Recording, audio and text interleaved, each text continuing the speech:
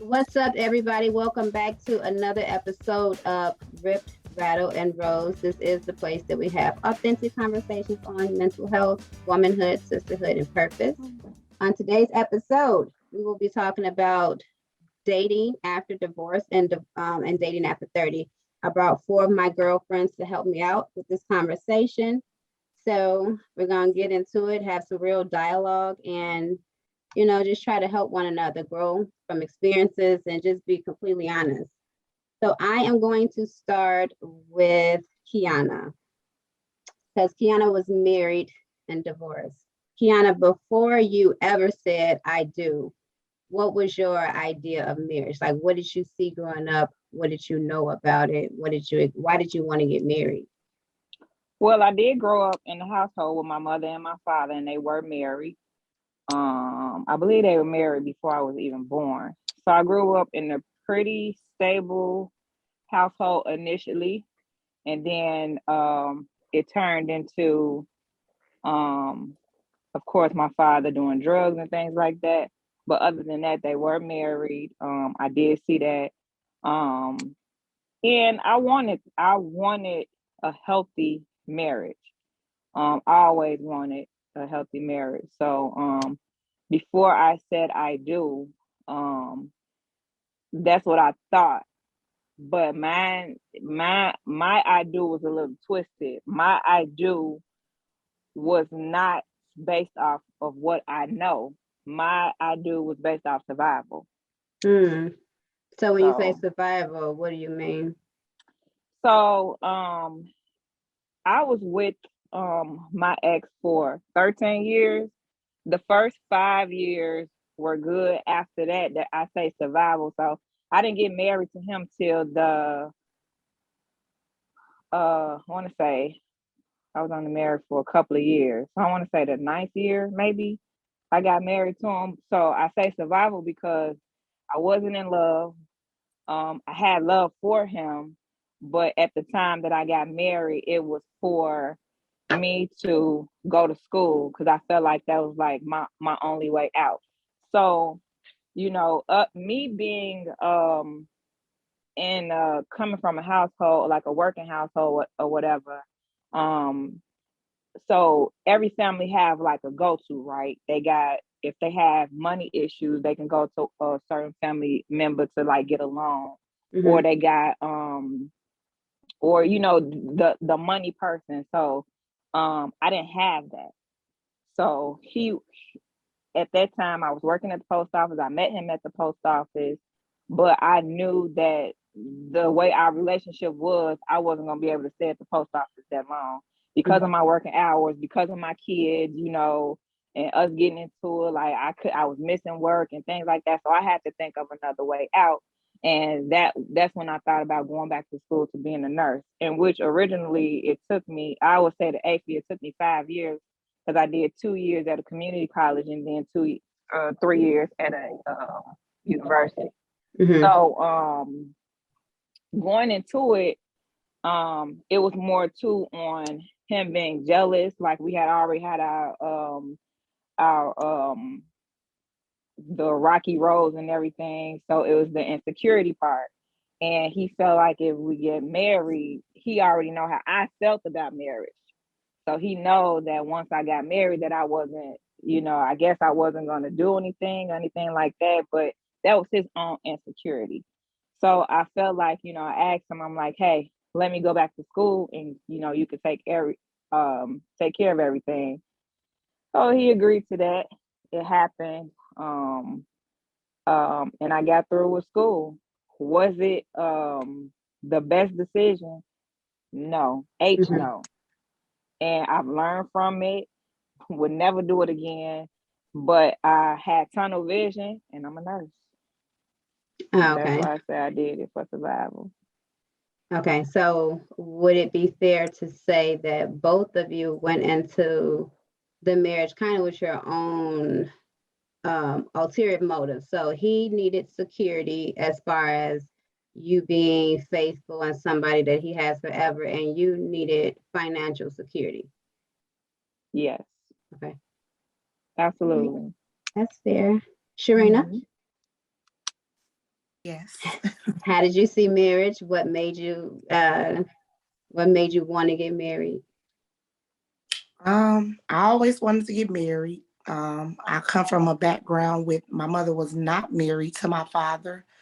I had 3 kids before I just had my 1 year old, and I wanted to be with my children's father. Everybody want their happily ever after. Everybody want that you have a baby by this person that's gonna be your husband. That's what I wanted. I didn't want my marriage to end. I wanted to be with the same person I had kids with. I wanted to grow old with that person, but it don't turn out like that all the time, you know. Do I have any regrets? Some I do, some I don't, you know, because having my kids young taught me how to be a grown up, how to be a woman. I'm a woman before anything, and my kids are the best thing that happened to me. I had my first at 17, my second at 18. I was coming out of high school with 2 kids, you know, and I thought that I would be with my high school sweetheart forever. You know, however, it didn't turn out like that, but it taught me a lot about that person. It taught me a lot about myself, you know. Mhm. Um, our marriage wasn't the best. A lot of infidelity, a lot of lies. Uh, Deep down inside in my heart, I knew what it was, but I wanted it to work. Mhm. You think people will change. You think people will grow up and, you know, that you can fix them. But if they don't want to be fixed, you can't fix them, you know. And I had to learn how to work on me. I can't make you or force you to be with me or love me when you don't love yourself, you know. So being moving forward, being older now, being divorced, my next marriage, I hope that it will survive and be the happily ever after that I thought I had with my first marriage. You know, I don't hate that person. I don't regret anything because you got to learn from your experience. You know, Mhm. we were young, you know, and Very young. you know, married, got together young. So when you with somebody and you're in the teenage years, your 20s and your 30s is being with one person. You gotta, you know, get out there and learn other people and meet other people. You can't force anything that's not worth being forced with.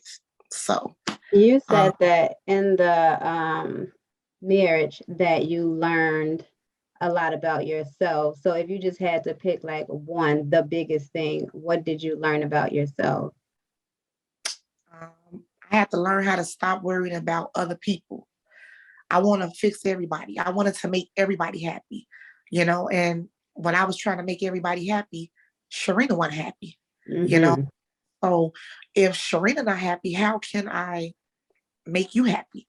You Right. know. So that was my weakness. But as I got older, I got a backbone. And now I don't put people before me. I put how I feel, my feelings first, you know. So that's that. Okay. Jen, you're up. All right. So run the question one more time for me. So How do I view marriage? yes, and what Okay. made you want to get married? All right. So my parents, growing up, they were married. They're straight old school, Mississippi, deep down there. So they was getting married at 13, 14, if they got pregnant. So for me, it was like, okay, I want that for myself. But at the same time, so I'm like 2 times divorced. So the first time it was forced, I should say, because at the time I was 18 and then the guy was 21, and his parents was all about like, you need to get the house, you shacking up with this girl. Cause I had my own place at 17. And Mhm. they was like, you shacking up with this girl, and they was quote unquote in the church, but not really for real, but whatever. They was like, you need to get married. So bam, we got married. My daddy was totally against it. He's like, no, no, no, no, no. My mama still had her like, down south roots, like, well, yeah, y'all should go ahead, get married. You're shacking up, blah, blah, blah. So I did that. We were young, like very, very young. But we loved him. Like he was honestly my first love. We was just young though, and it just didn't work out because we was young. Like we wasn't like, even arguing or fighting or nothing like that. We just wanted to live our lives and be, early 20s, 19-year-olds. That's what we wanted to do. So that's why we went our way. The second one, loved him, wasn't in love with him when I married him, to be quite honest, and it looked good, from the outside. It was like, okay, I'm a nurse, he's in the military, we can make this thing work. And in time we fell in love.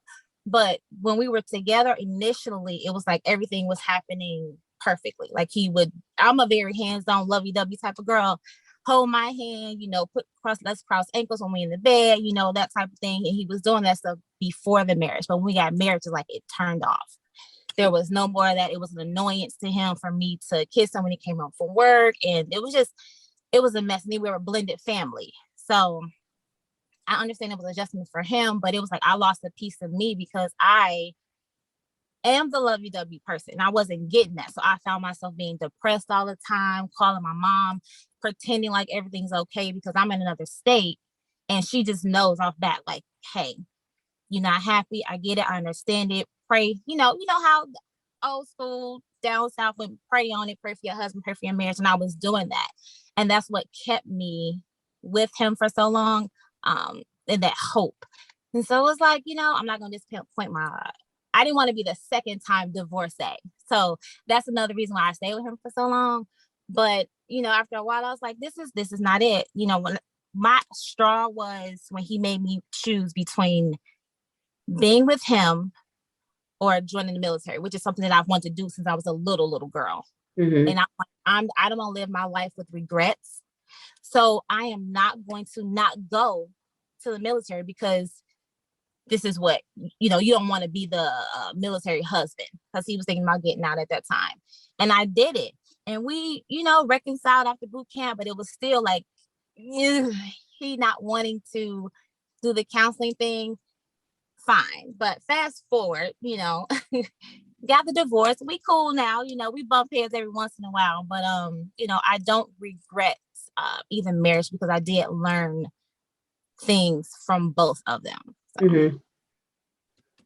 Okay, thank you guys. And I'll give you, of course, everybody know my little piece. My mom and my dad were married. You know how people say, like, I've been planning my marriage since I was 8 or 9. That was not my story. Me and Barbie and Ken was not getting married. I did not care about that. I think, though, because me and Sharina had our first 2 kids together, like literally together.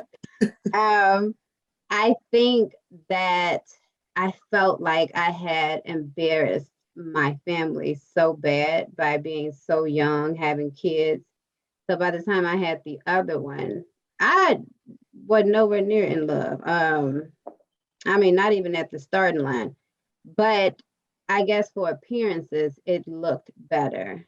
And I did, like, the boys were asking for their father and they wanted to live like in this family-like setting. And it was a lesson for both of us, I would imagine. And as much as we love our children, we cannot stay in relationships for them, because I feel like being married to him and how dysfunctional we perverse marriage for them. Like, they don't look at marriage and say, ooh, I want to do that. They like, what's the point? Like, ugh, God. So I learned that you have to live your own life. And then sometimes when there is this feeling in your belly that's saying that this is not right, that's the Holy Spirit. And the day I got married, like, I was hoping that the marriage license was about to expire. I was hoping that it did. And I sat up that whole day thinking about, how am I going to get out of this? Like, what did I just do? All of this for appearances, for people that I don't even know for real, for people that don't have to live with me or him. Dumb. So it was definitely, it was an experience, but it was not a good choice. And then I wasn't in a good place with myself too. So I feel like a lot of times when we're damaged and we haven't healed, then we're choosing people from a broken place. And then when they can't love us properly, it's like, hello, both of y'all was wounded. And then once you start getting better, you start realizing this ain't no good fit. This ain't no good look. Oh yeah, that's my piece. Alicia, how do we see marriage? Growing up and now, you guys started growing up when you had the fairy tale. Well, I never really had the fairy tale marriage. Like it was never. I wasn't one of those girls that grew up like, oh my goodness, I can't wait to get married and have my happily ever after. That I didn't grow up that way. Um, so my mom and dad, they were married up until the age I was, I don't know, maybe 2, 1 or something like that, because she met my stepfather. Or she met my stepfather when I was 2, and they were married up until maybe like my 8th grade year, and their marriage, I think that's part of the reason why I didn't want to be married. Like, he just was abusive. And I used to watch him fighting my mom and watching my mom cry in the room, and we getting upset. It made me hate him. So that maybe is part of the reason why I didn't grow up saying I want to get married. I can't wait to get married. Yeah, that's not my story. Mm-hmm. I agree. I think that I didn't grow up seeing no happy marriages. I'm like, what is the point of this? Like, my God. So I do, and that's what I said. I feel like I did that to my kids, like having them in that environment. It was not a healthy space for them to be, and it wasn't. It wasn't. I don't think know. all of us don't have. I think all of us stay somewhere and put our kids in uncomfortable positions. Oh yeah, absolutely. And when you know better, you do better. But in the time when you think that you're doing this for the kids and this is what's best for them to have a 2-parent home and to grow up with their natural birth mother and father, my kids was like, listen, enough. When is he getting out of here? And I'm like, and I think I needed to know that they was going to be okay with that, because I also felt like I had made multiple mistakes with them too. So I couldn't even sleep. Like once I started walking towards the divorce part, I'm like, okay, you didn't have these babies out of wedlock. You have like all of this stuff, but I'm like, I cannot stand this marriage. I'm starting to feel sick even thinking about it. And I wrestled. I mean, I couldn't sleep for 2 months. And then one day I was like, it is what it is. And it was also annoying that some men only want the kids if it comes with the woman, and my youngest was really, really young. She was 2, and I was looking at her one night and I said, I understand that when I do this, she is not going to have a father. Like I knew it. And I'm like, is this selfish? But, did what I had to do. And I think the part that people don't tell you about divorce is that it's mentally, emotionally, and financially taxing on you. Mine was financially. Mine wasn't emotionally. I wasn't emotionally invested. Only through my kids is how I felt. Man, I already knew going into it that I just wasn't supposed to do it. That's just not who I wanted to do it with. Like I said, mine was strictly on some business to me. Yours was easy. No, yours easy. For me. The financial part, though, I fit the whole bill. The whole bill. To pay for the divorce? Everything. I paid for the divorce too. I was paying for peace. But when you're marrying, when you're divorcing somebody that don't want to be divorced, then they make it more difficult. Now we have more court dates. Now we have to do the parenting plan. Now there's slander and malice on social media, because I wanted to get divorced in private and he made that a public thing, and I was very upset about that. That was easy. Sharina, your divorce? Was easy. My divorce was peaceful. It was over. When you pray and you ask God to put peace on your heart and peace on your mind, God will move the whole world to the side. Exactly. And I pray for that night and day. Everybody know my story. I am a go-getter. If we together and I rock with you, I'm gonna go hard for you. But to embarrass me, to play with my heart, you don't do that. So I prayed, I set up, and I called, and Kiana is somebody that talked to me night and day. I reached out to you. We had our talk. We friends. My sisters, they heard my cries, and I went back and forth so much of, should I get divorced? Should I stay? But when you deal with abuse mentally, Mm-hmm. it has, Mm-hmm. Say that. when the person tell you you ain't nothing and you ain't gonna never be nothing without them, you feel that way. But having my family, having my friends, having my support team give me them pep talks, and me keep again put God first and praying to him, asking him to mend my heart and to give me peace, and whoever not for me, remove them out of my life without harming them. But I just don't want to be. He cleared that path for me, and um I am, this is probably the happiest I've been in my life. You know, I can honestly say that. And that's a No, my blessing. relationship Oh is not yeah. perfect. Amen to that. My relationship not perfect, you know, but I am happy. I am in love. I am happy, and I love my kids. This divorce got me in tune with my kids. I had my kids young. My kids are like my friends. But now with my 11-year-old and my 1-year-old, I am a mother. I am a mother. I have all kids. Don't get it twisted. I raised all my kids. My kids never stayed with nobody. I raised all my kids. But I have to get in tune with learning them, you know, learning my kids, because I grew up with my kids. But I'm a mother now, and I'm close with all 4 of my children. Yeah. Right?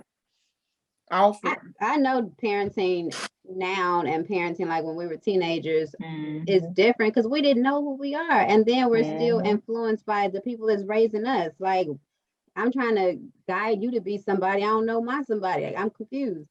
Right. Jen, was your divorce, how was it peaceful to you? Was it easy? First, the first one was easy. Let me tell you something. We were like still in love with each other. So we in the divorce court crying, holding each other. Cause it's like, we know we need to do this because we have been separated for, some time. But it was time to let go, to let go, get that piece of paper done and out the way. We are the best of friends now. The second one, it was easy as far because I went and filed everything. I took care of it, but it was like, I was it's like, I can't believe I wasted this much time. It's how I felt mentally. And so like I went and got, my I hair hear you, cut. Jen. Like I'm ready to get this done over with. I remember, me and you talking, and I was like, girl, this is my divorce haircut, honey. What do you think? Outfit on point. Like I was ready to just get it done because I was so freaking over it. It wasn't no fighting or nothing like that. I end up coming out having to pay child support, but that's a whole nother story. It's all good.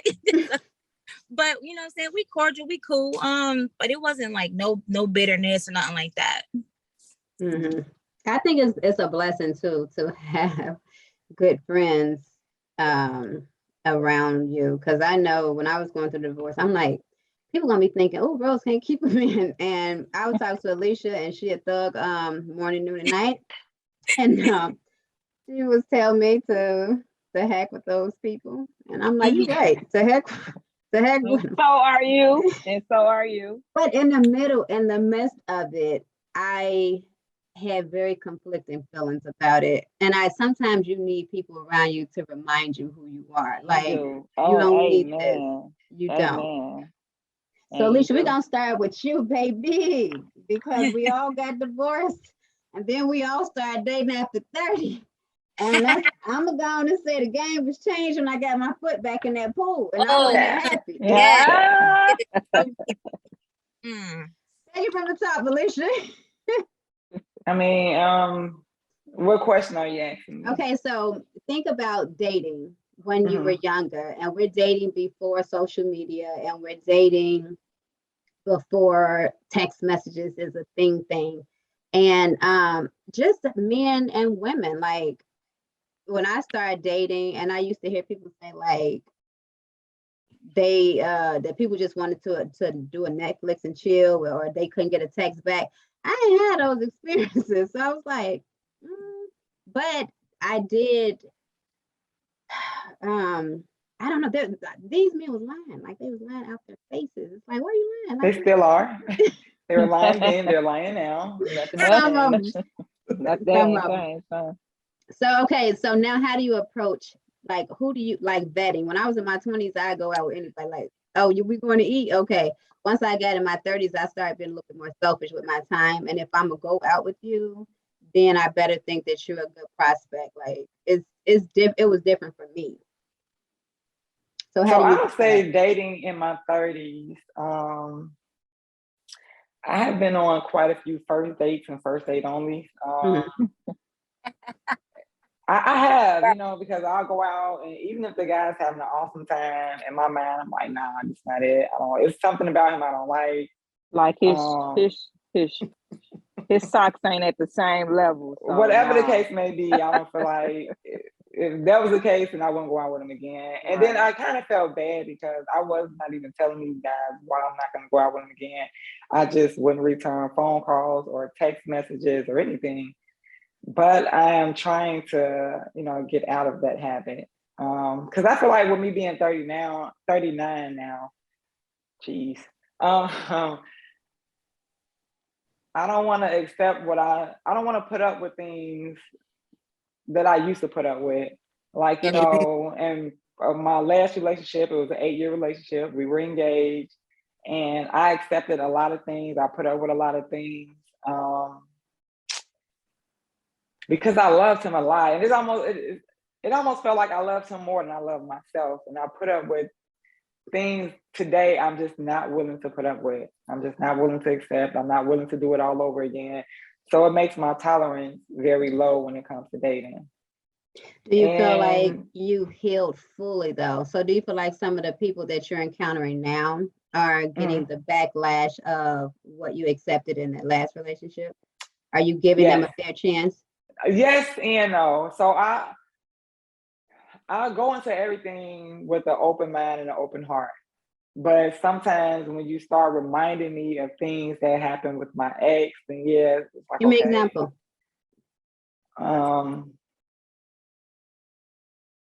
Dealing with a guy who's still kind of attached to their kid's mother. It's like I went through that with my ex, and I believed him when he told me he was not dealing with her. But then, wow, we had another baby. So I was like, okay, So when I'm talking to someone now and they like kind of close to their baby mama, just be like, and which is nothing wrong with that. You should be able to have a healthy relationship with the person that you share kids with. So I'm not saying there's nothing wrong with that, but it's just something, I don't know. I can't really explain it. No, I think you have the right to honor your trauma. Like if that's something that it eradicate those old emotions and something that you are alarming, 9 out of 10 times your body is telling you that this ain't safe. Don't proceed. Absolutely. Because I was talking to a guy, this is, like right after my official, we were separating everything. And I told him all the time, I felt like your loyalty is scattered. Like, okay, you have a cordial relationship with your baby mama, whatever.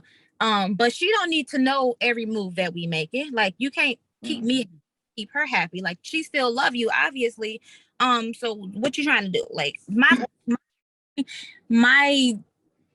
the tip of the iceberg for me with him was when we went on a weekend getaway and she called, say, hey, your child wants to talk to you, talk to the child for every bit of 30 seconds. And then he proceeds to tell her everything that we were doing on our, it's like, oh, okay. All right. Yeah, I'm done. Like, with who you got kids, there's no need to do all that. You know what I mean? You can't be making her super happy and trying to make me super happy. No, honey. No. I agree. I don't do scattered loyalty. Girl, I ain't never heard of scattered loyalty, but I like it. So Alicia, what is the standard? What is a absolute must-have for me to just for you to get a preview of my heart, just a trailer? I'm not opening myself up to you, but this is my standard. This is what I need coming out the gate. Real big for me is honesty and being consistent. And that seems to be a big problem these days. Absolutely. Like I'm 39, so the guys I'm meeting are 35 and up. if I meet you today, do I expect you to say, hey, I'm not dealing with absolutely anyone? I don't expect that. Most 10 times out of 10, someone is dealing with someone.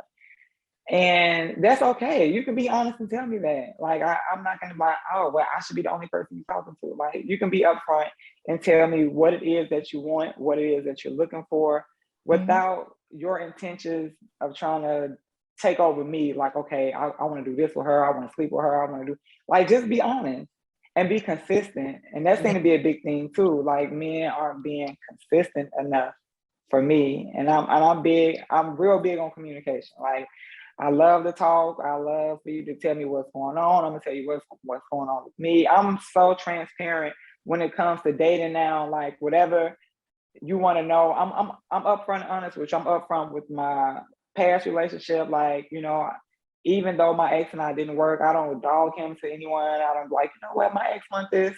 We had our problems, and he's not the father of my child, but he still to this day plays that role for my child. And I'm honest with guys. It's like, I'm honest about everything that's going on in my life, and I just do not receive that in return. And it's frustrating. Yeah, I can see that. Kiana, I think you should go next. Because you was over there, amen, Alicia. So yeah, well, with the consistency part, because too, like, dating after I full divorce or even with us separate, I still had a lot of first dates too, and I actually like meet them at the restaurant. And if they say something wrong, in my mind, I'm like, I'm never seeing this nigga again ever. That's me. So I make an excuse like, oh, you know what, my babysitter. No, my kid's grown as ever. Like, I have to part ways, but it's like, still too though, when you get a little bit of consistency, how long do that consistency last? Are you getting a real person or their representative? Or their Exactly. representative? There you go.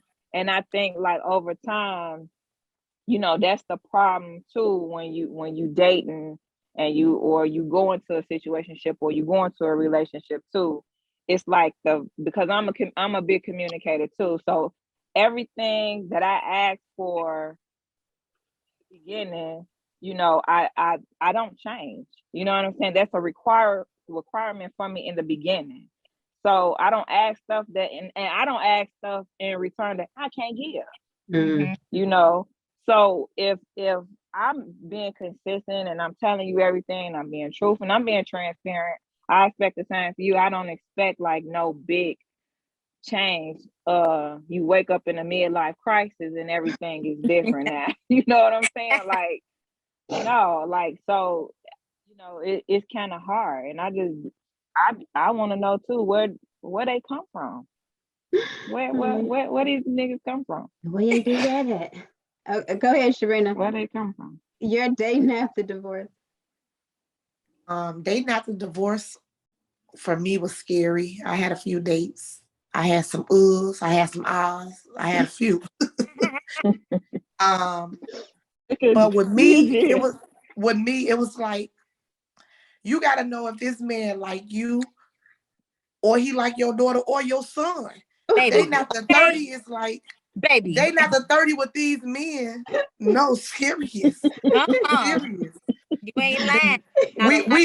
We 2022, right? We being honest on here, right? Yes. You don't know if you're dating a man that's into you, or he's into you to get close, or he's into you and this man, or he into you trying to get to your daughter, your son. Exactly.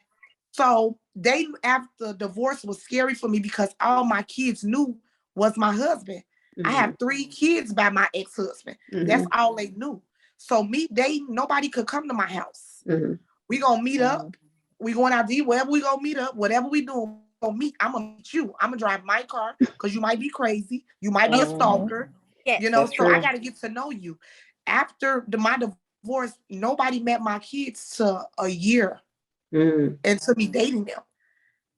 Didn't meet my kids, didn't speak to my kids, didn't know where I stayed at. Because again, you could be crazy. Mm-hmm. So, and I dating after divorce is scary. dating after divorce was scary for Sharina until Sharina found somebody and got comfortable with that person. Because I would hate to have to do something to somebody about coming to stalk me or trying to do something to Somebody's me. son, huh? You feel?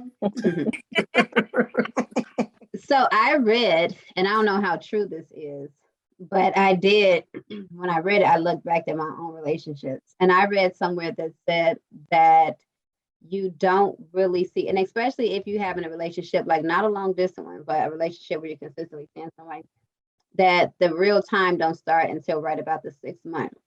And I started looking back at other relationships that I had that fell apart. It was right about at that 6 month when they were tired of pretending to be nice, when they were tired of pretending to be consistent, when they were tired of pretending to be interested in things that I was interested in just to will me in.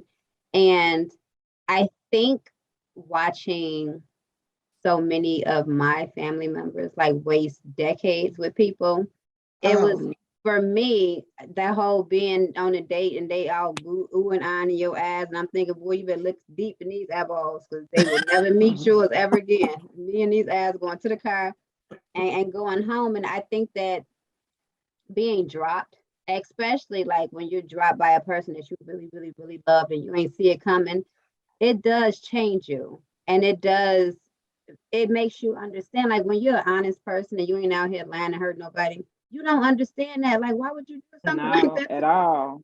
Why would you do that? So now I am big on if your mouth and your feet are not matching, I gotta go. Okay. About this joint. Okay. I don't even want to be friends with you. Nope. Oh. No. I hate when you get hoodwinked and bamboozled in that. Like it happens. Like the two guys who I dated, seriously, the girl, both of them hoodwinked and bamboozled, honey.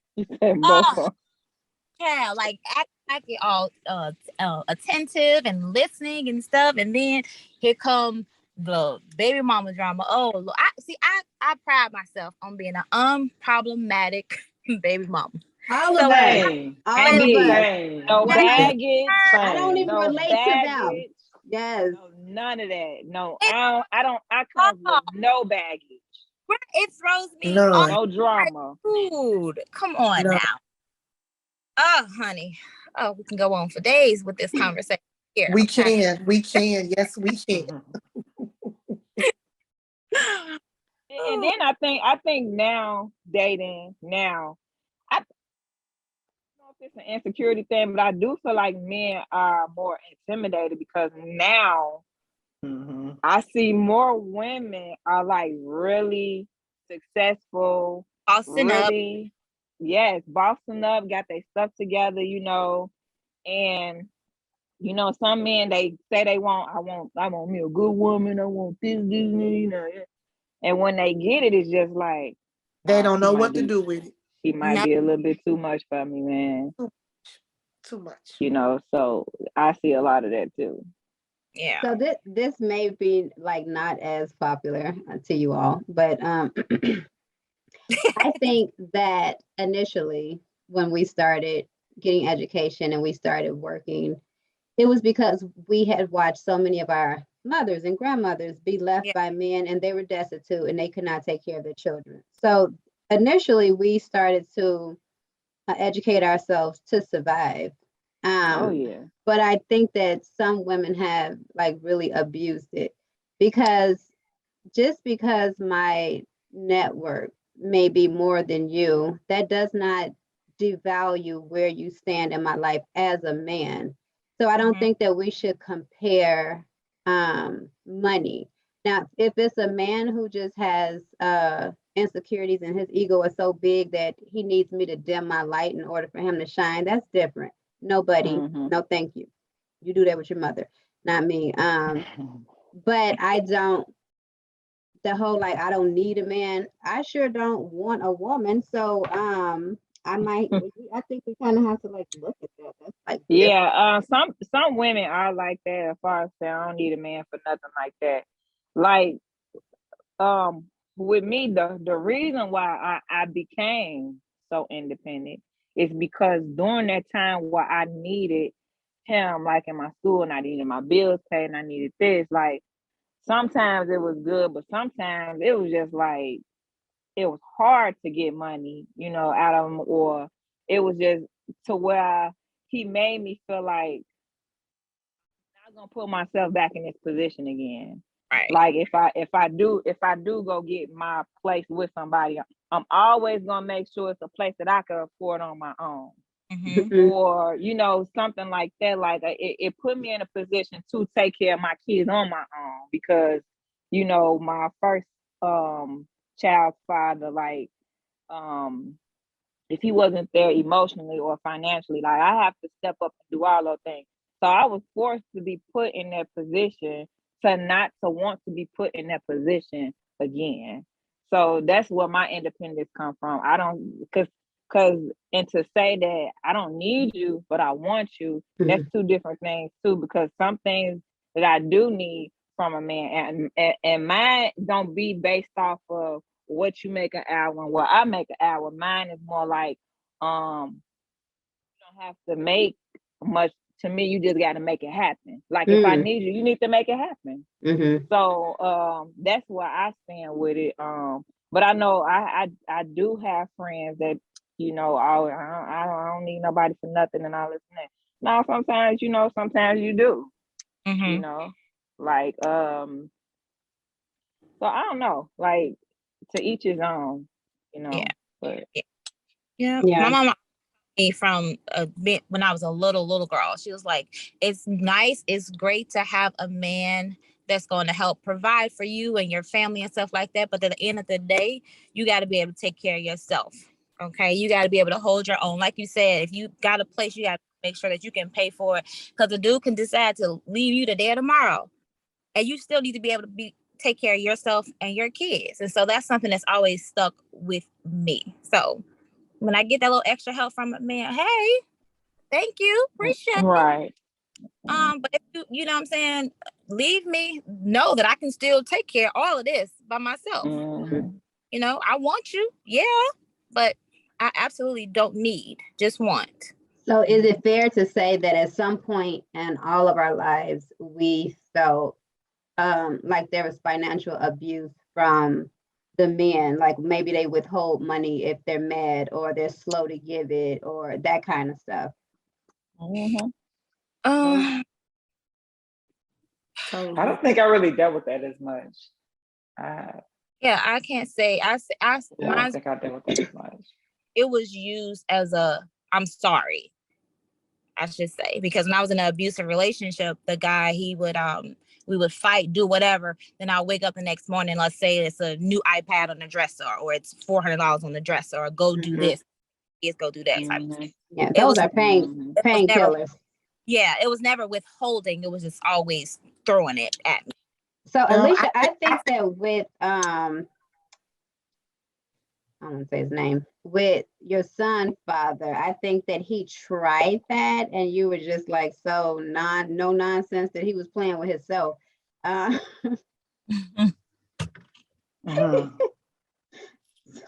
wanted his family. He was like, Jody, I want my family. I want to see my son. And you weren't participating. Oh my gosh. Say, see your son walking. He did. I didn't think none of us thought that, especially with it being her first baby, that her cutoff game was gonna be like that. I'm like, wait a minute, you ain't gonna try, you ain't gonna even work, you ain't gonna try. I didn't feel like playing. I feel like this. We all have responsibilities, and you know what your responsibility is. I shouldn't have to stand over another person and mother you unless it's my child. Yeah. If you are not my child, then I shouldn't have to stand over your back and say, hey, you need to do A, B, and C. Hey, you need to, like, I don't mind a little assistance, but I'm not guiding you in life. Like, I'm raising a child. And he wasn't trying to do those things. He wasn't trying to be an adult. He wasn't trying to take care of responsibilities. So I had no choice but to cut him off. Okay. That because it's going to be a back and forth game of, I didn't want to play that game of, oh, that's my baby daddy and that's my baby mama. And no, we're not. No, we're not. We're not gonna always be together. I'm not gonna always be with anybody who's not doing me right, doing I right. know that's So right. no, Yes. no. I So couldn't I'm play gonna that ask game. everybody the same question, and because I'm sure we have different perspectives. Sharina, what is your idea of being supportive versus taking care of a man?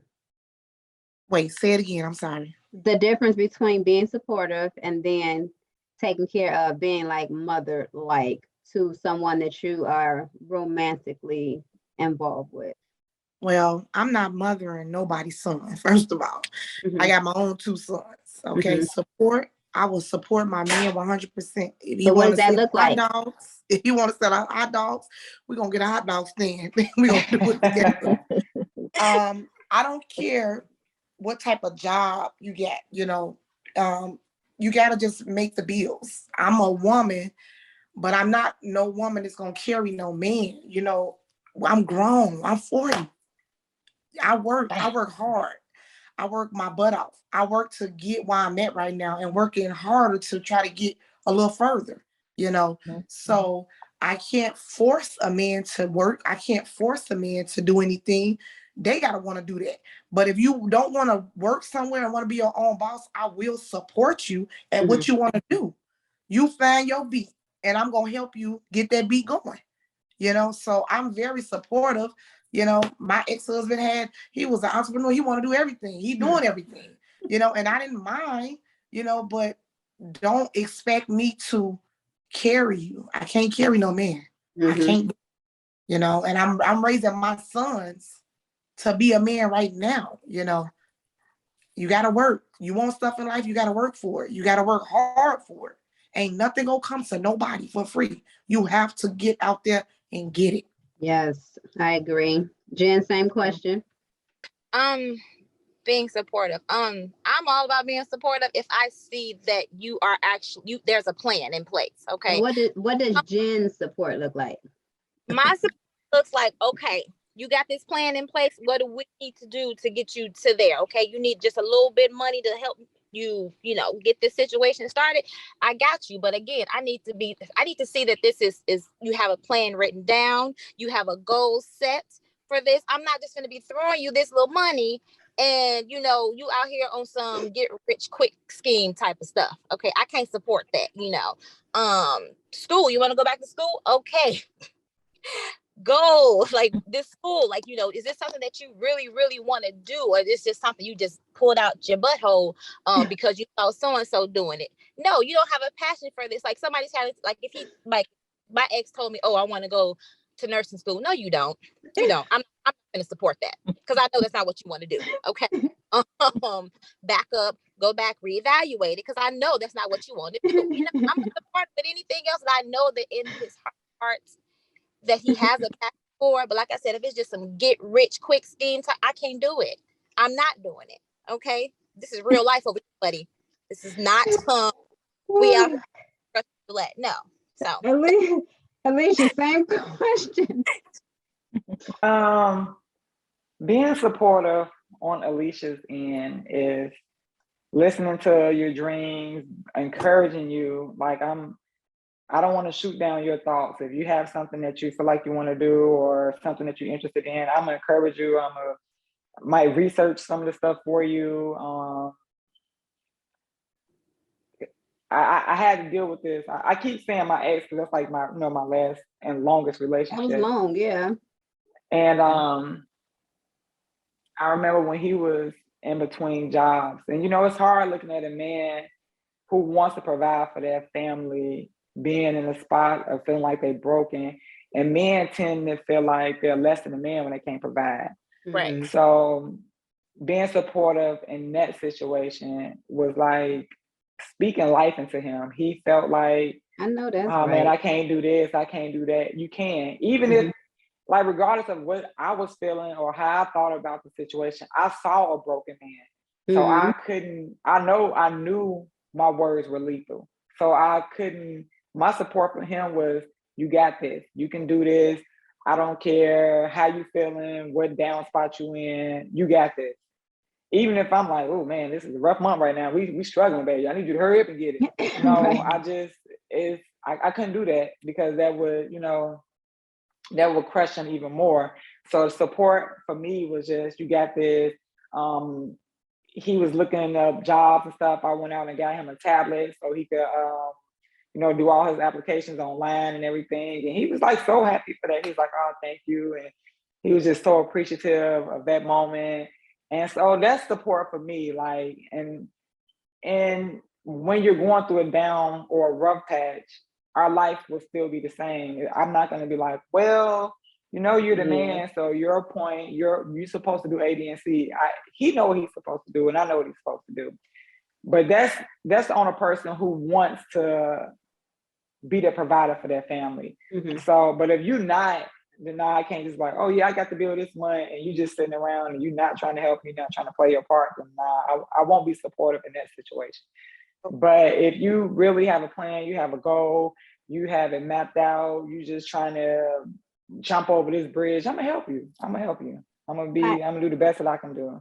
I think you already answered it, but just for clarity, once he was over that rough patch, did he say that the way you were with him that was helpful for his self-esteem? Absolutely. He did? Absolutely. Okay. He was like, he told me a lot of times he didn't know how he was gonna make it, but he would talk to me and he was like, regardless of the situation, he was like, Alicia, you always had my back. He was like, you always, and that made him want to do that. He said that made him want to get out there and get it, because I was always saying, hey baby, you got this, you can do this, you're gonna find a job, you're gonna find your place, you're gonna do what you have to do. And he appreciated that. He definitely did. To this day, he'll still tell you that. And like, even though we're not together, when he have good news or something great happens in his life, he still call me and say, I'm like the first person he'll call, because he's still reaching from that place of when he didn't have it.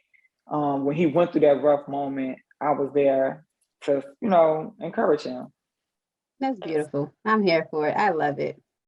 Kiki, do you love me? What is your support, and what's your take on that? Well, I can piggyback off Alicia, like being one of their biggest cheerleaders, and really going to like be physical with it, like not just saying it. I'm gonna show you that I'm here for you and can help you, and I'm gonna do some research and I'm gonna look it up and I'm gonna do all of that, and I think I'm not just like that with I'm like that with everybody that I love, that's me.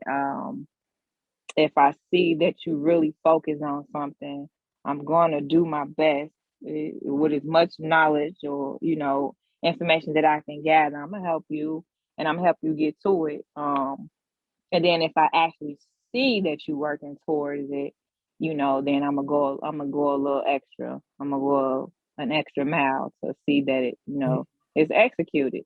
But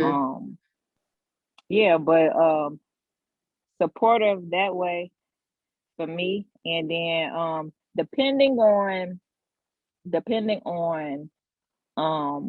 how you are with me, I am that person that's not gonna throw nothing in your face, or if you can't do something, you know what I'm saying? I can't do that, so I don't want to, I'm not that type of person that to do that. So that comes from too, just, like I said, depending on who you are in my life, and the bond that I have with you, you know what I'm saying? If you down, I'm gonna lift you up, I'm gonna pick you up, I mean, I'm a woman, and that whole keeping score thing, that bothers me. So like, please don't do nothing for me. If you're writing it down. Do that. What I realize is like, men panic fast. Like, even if they don't say it out loud, because their manhood is rooted in what they do. So when they feel like they can't do that, they it's like they're easy to like fall into this slump where women we have to figure it out. So there's something that has to be done. Multitask, baby. Yes. So I am going to encourage you with my mouth. I'm going to pray with you. I'm going to pray for you, and definitely be supportive. But you have to make the first move. Like if it's your dream and it's something that you say that you're passionate about, once you get the ball rolling, then I can join forces with you. Because I think sometimes we believe in people more than they believe in themselves. And we find ourselves trying to buy their dream. And then when they ain't doing the leg work or the grunt work or they're not assisting, then we get resentful. When in truth, you know, the Bible says a help meet. That means I'm supposed to be helping you, not doing it for you. For And you. even my children, my 23-year-old son, my 21-year-old son, I can help you as long as you're helping yourself. When you're not helping yourself, you're going to be here until you decide to help yourself. Like, yeah, I don't want no grown man son. That's right. That's right. Now I Amen. will say this. I feel like the older I get, it's like, come on, buddy, you should kind of be there by now. Like I'm almost 40. Like and it's nothing wrong with chasing the dream at 40. I'm not saying anything is wrong with that. You're never too old to chase whatever your dream may be. But it's like in the midst of you chasing your dream, you should have something else going on. Okay. Like I don't want to. You still shouldn't be coming up with all these different ideas, and you're not quite established yet. Like you have to have some sort of stability while you're still out here chasing your dream. Yeah. So for me, I just can't be supportive of you and you just out here, you just willy-nilly. You don't have nothing going on. Right. We too old for that. I would have to look at what he's done in the past. So I got to look at your body of work. So if in the past, when you start something, you finish it, I will be more compelled to help. If you a starter, like them cars that be choking, no, I'm not playing with you. You need therapy. You need to go find yourself. You don't need to get another job. You don't need another idea. You need Jesus. And I don't like you that much right now. And you're stressing me out. And, you're going to make me out to be this angry woman when there is a load of stress that I believe that women are not supposed to carry. And if we do, it's supposed to be for a short amount of time. It's hard. Okay, so the Bible says that men are to love their wives like Christ loved the church. Women are to respect their husbands. Kind of hard to respect somebody when, like at the time when my ex-husband was being the nanny. I don't like it. No. It is not what we signed up for. And stop telling me that you cleaned up yesterday because I paid the bills last month. I can't tell them I did that last time. Like that don't even make sense. So I don't mind being supportive. I think that we all can find ourselves in a slump, but I'm not enabling. That's what I'm not doing. I ain't enabling nobody's son. It's not going to do it. So we have to have standards, I think.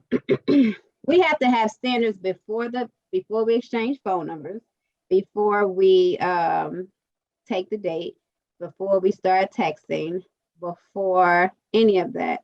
So now that we've been dating in our 30s, there has to be a standard that is like an absolute non-negotiable.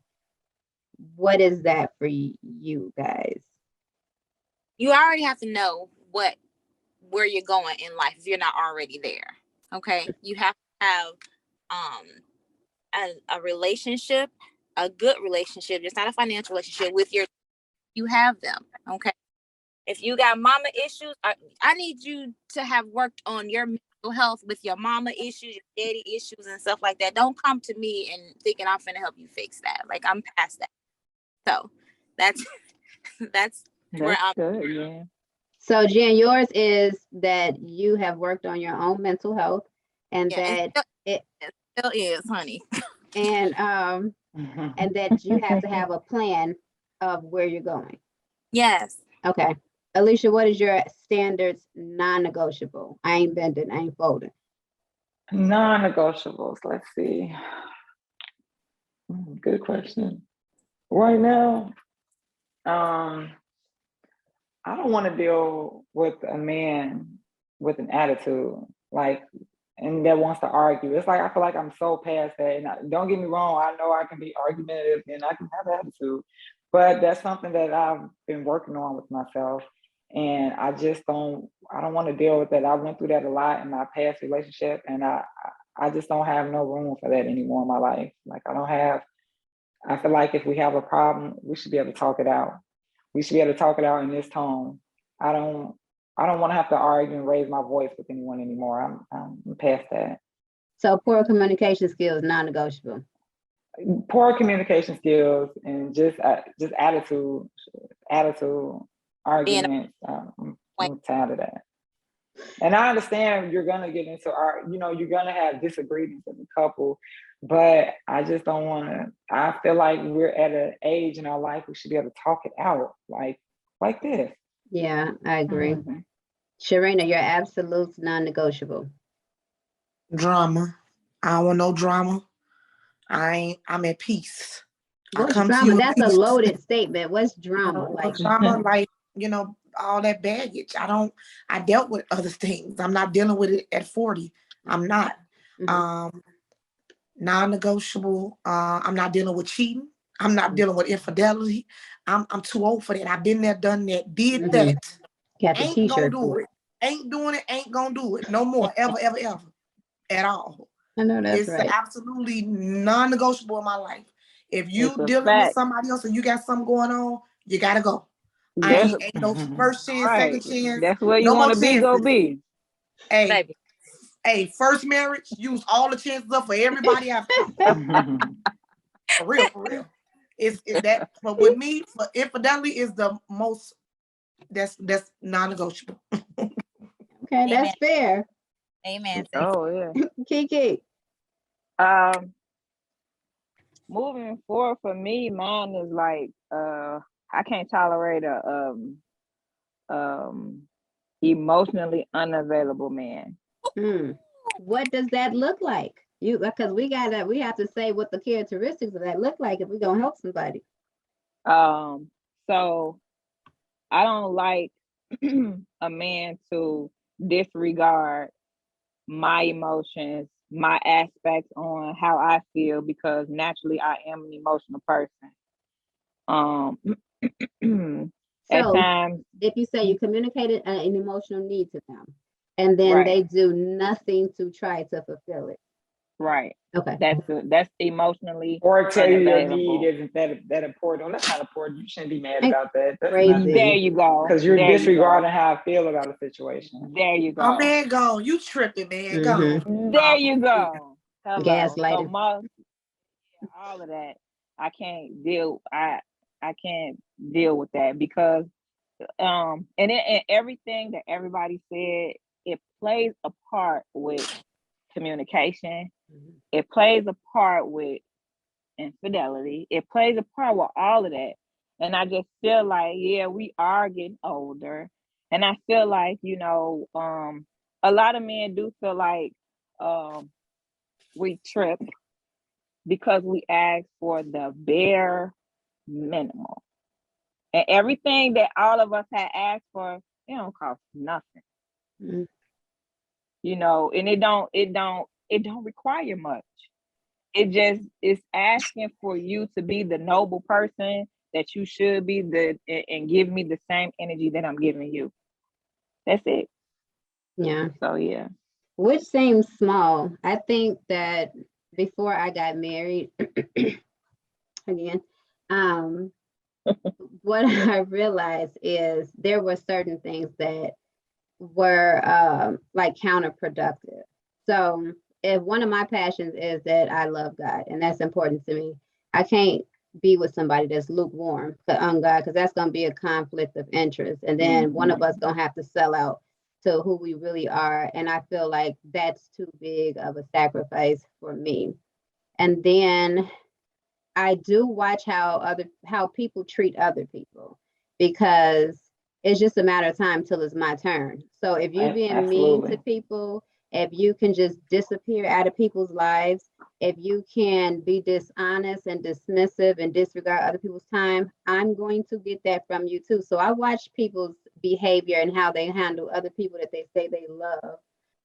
And then too, like being able to have healthy communication, because I don't think that we should have the same perspective on everything. I think I learned more by being with somebody that don't think like me, but I need you to know how to respectfully allow me to have my own opinion and that don't offend you. Like, why are you offended because we don't have twin brains? Because even me, like with, I think that sisterhood is important, because I think Kiana is the sweetest human being in the world. She like doing acts of service. I don't. Go get your own Me clothes either. from the cleaners.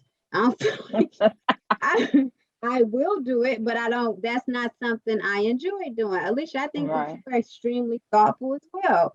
Now, the least sincere said I'm thoughtful. I don't think I have a creative, thoughtful mind. I think that Sharina has like really, really good decorating skills and extremely caring in that respect. And Jen, I like one time I was like trying to think of something sweet to do for Bobby, because Bobby do that in his sleep.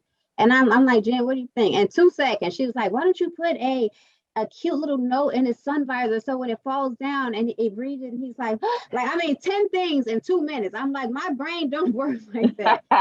So I need to be around other women that are strong in areas that I'm weak in. So I don't want to be with somebody that we can't have healthy dialogue, because we can't learn from each other. And I really do want to learn. I do. Yeah. Yes. All Yeah. about. So final thoughts. If we were, okay, we're going to talk to yourself 5 years ago. Everybody, give that, at least you're 39 now. Girl, that was fast one. You right around the corner, man. Don't do Give this, your don't do that. 34-year-old Alicia, what you gonna tell her? Like, now that you've arrived here, like, what would you tell her that could have made the path different for her? Put yourself first at all times above anyone else's feelings. I think Sharina had mentioned that earlier. A lot of times, we put other people's feelings before ours. No, put yourself first. Put yourself first at all times. All time. That's what I would tell myself. And don't accept the bare minimum from anybody. Because I don't give out the bare minimum. I don't. I provide. I mean, how am I trying to put this? This come back to me later. No, I know what you're saying. You don't do things haphazardly. You put your whole heart into it, and that's what you want to receive in return. Am I right? Yep. You're right. You know me so well. Okay, Sharina, your 36-year-old self, what would you tell her, looking back, to make her path different or better or easier? What encouragement would you tell her? You got to live more.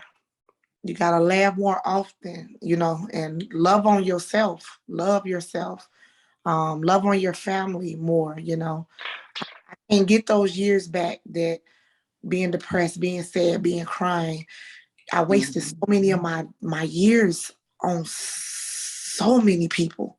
I can't get that back. So now I'm living for me. I'm living for my family. It's about me and my household. Ain't about nobody else no more. It's about how Sharina feel and what makes Sharina happy. I like to laugh very more often, and I'm loving this new person. Because the old Sharina, I would go from 0 to 1 million. I am very cool and collective now, baby. Don't nothing bother me. I let it fly off. It is what it is. I cannot change nobody. Ain't trying to change nobody. I want to do what's best for me and mine. Okay. Jen Bunny. Tell him, girl. To tell 35-year-old me that it's okay to let go. That's a whole sermon. Yeah. It is okay. So don't care so much about what people will think about you being on your second divorce. Okay. Everybody makes mistakes. You live and you learn.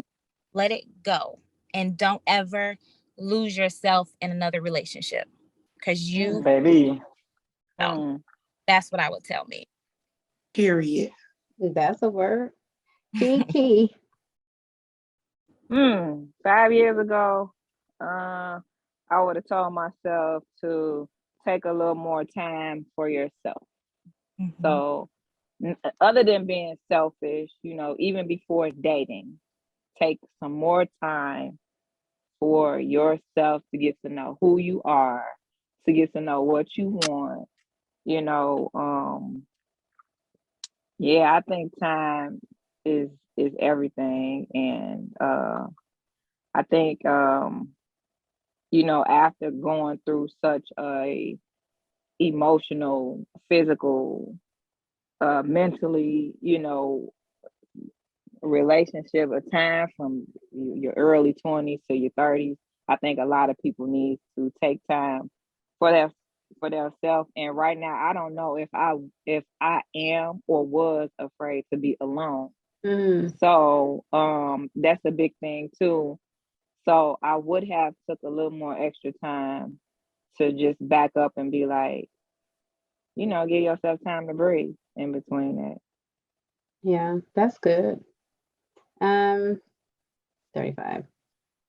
So I would tell myself that um, it won't always be like this because that was challenging trying to figure out how to co-parent with somebody that don't want to co-parent, right? And that I am as important as everybody else that I take care of and that I matter as well. And that I deserve every good and perfect thing that God has for me. And I do not have to settle. I just have to be patient enough to wait for it to find me. And in the meantime, be ready in myself for it so that I can complement whatever it is, be it a relationship, marriage, job, whatever, that I'm prepared to dive into it and give my best self. That's what I tell myself. Because I've learning myself has been the best gift that I ever gave myself. Absolutely. I Yes. don't Yeah. tolerate certain things. Yeah. So this is the end. I want to thank every last one of you guys for joining me here again. I'm sure you guys will see them again. I appreciate y'all time, knowledge, wisdom, experience. And yeah, if you want to find them, y'all want y'all social medias on here or no? Don't worry about it. I'll Sure. tag. It don't You matter. do? You I can don't find mind. what's y'all social Keanu, what's your social media? Nurse QMC, I think. On IG? That's Instagram. Okay. Alicia? I don't even know my Instagram, never mind. She's Alicia Evans on Facebook. Sharina, yep, Sharina Hardison on Facebook, right? Jen on Facebook. I am Jen Jen on Facebook. On Instagram, I think Nurse Nurse. J _ Yeah, you are. Okay. So if there's any of these women that you feel like you can get some knowledge from, and even if you can't find them, you guys can reach out on me. Instagram, Facebook, and YouTube, Rattle and Rose Podcast. This is the space where we have real conversations. We're empowering each other to grow and be better. And we are out.